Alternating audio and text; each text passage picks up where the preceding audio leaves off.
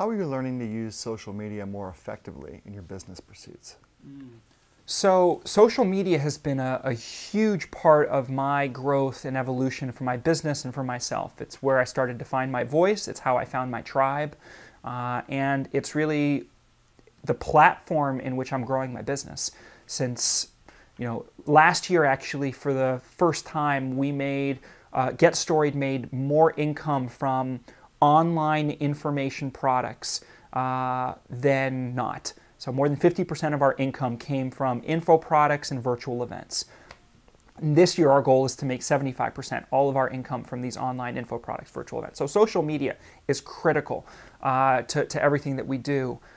What's changing for me is just becoming far more deliberate, really starting to recognize the power of analytics.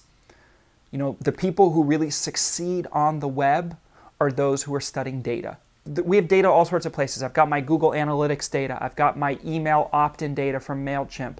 And then I've got social media data from Hootsuite and a few other tools. And I didn't used to pay attention to those numbers other than, oh, look, yeah, there's good stuff going on. Wow, look, the phone's ringing. My email inbox is full. People are pinging me. Wow, people must like me.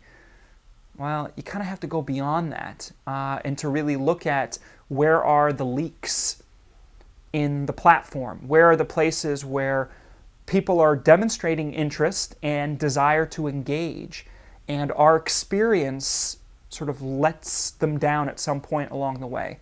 Or we're not, I often think of the metaphor of how do I bottle the magic so others can drink from the well? And so I'm always constantly thinking about, okay, what's the experience we're designing? Every single touch point. When people download our storytelling manifesto, for years, I've had 11,000 people download our manifesto. Do you know what happens after you download the manifesto? Thanks, Eric. Hope you enjoyed the manifesto. Here's the link again. Cue tumbleweed. Now, periodically, every 2 or 4 weeks, we would take that email and we would add it to our main email list. And at least once a month, we had a big email newsletter or announcement that would go out to our whole list. But do you see what we didn't do? There's no conversation, there's no dialogue, there's no inviting our audience into the world of Get Storied, of not only giving them a better sense of what we're up to, what we care about, but what we have to share with them, and pointing them to different resources, some of our greatest hits, our best content, our most popular products, and of course doing it in a way that's not sell, sell, sell, but in a way that's inviting relationship, that's creating dialogue, that's developing trust and familiarity, and in helping people get to know us and allowing us to really get to know our audience.